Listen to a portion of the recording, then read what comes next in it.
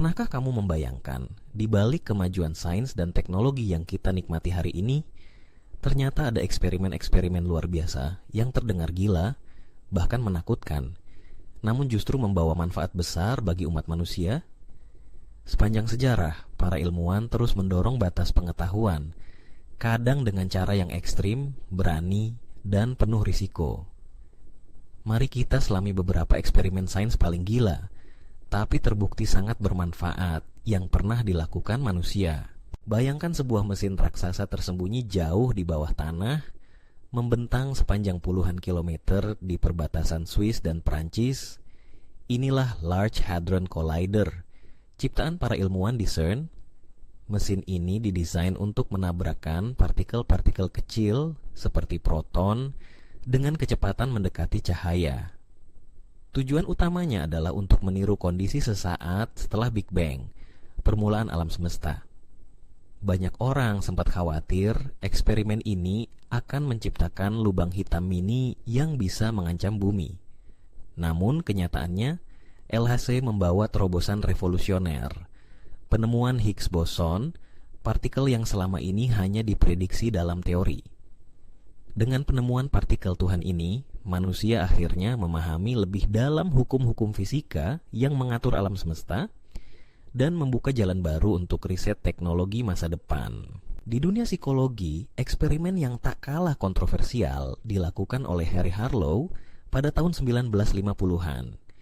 Ia memisahkan bayi monyet dari induknya, lalu memberikan dua pilihan: boneka kawat yang dingin tapi menyediakan susu, atau boneka berbulu lembut tanpa makanan. Hasilnya sangat mengejutkan. Para bayi monyet lebih memilih berpeluk pada boneka lembut meski tak mendapat makanan. Eksperimen ini, walaupun kejam, membuka pemahaman penting. Sentuhan dan rasa aman jauh lebih penting daripada sekadar kebutuhan fisik. Temuan Harlow kemudian mengubah praktik pengasuhan anak, adopsi, dan pemahaman kita tentang pentingnya kasih sayang dalam tumbuh kembang manusia. Lompat ke era Perang Dunia II, eksperimen paling berbahaya sepanjang sejarah manusia dimulai melalui proyek Manhattan. Proyek rahasia ini bertujuan menciptakan bom atom pertama di dunia. Hasilnya memang tragis, 2 bom dijatuhkan ke Hiroshima dan Nagasaki, mengakhiri perang, namun dengan korban jiwa tak terhitung.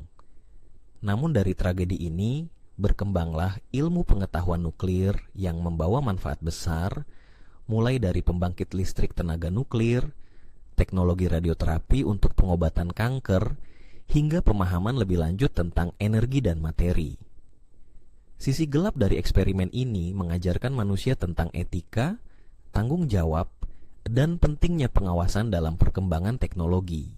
Lantas, bisakah manusia bertani di luar angkasa? Pertanyaan ini mendorong NASA melakukan eksperimen menanam sayuran di Stasiun Luar Angkasa Internasional. Hasilnya menakjubkan. Sayuran seperti selada bisa tumbuh tanpa tanah hanya dengan air dan cahaya buatan. Temuan ini sangat penting untuk masa depan manusia, terutama jika ingin hidup di Mars atau bulan. Selain itu, teknologi hidroponik yang kini populer di bumi juga banyak terinspirasi dari eksperimen NASA ini, membuat bertani jadi lebih efisien dan ramah lingkungan. Tak kalah gila adalah proyek Ice Cube di Antartika, di mana ilmuwan menanam detektor partikel raksasa di bawah es setebal 1 kilometer. Tujuannya adalah menangkap neutrino, partikel misterius yang hampir tak bisa dideteksi, namun membawa informasi dari peristiwa-peristiwa kosmik paling dahsyat, seperti ledakan bintang dan tabrakan lubang hitam.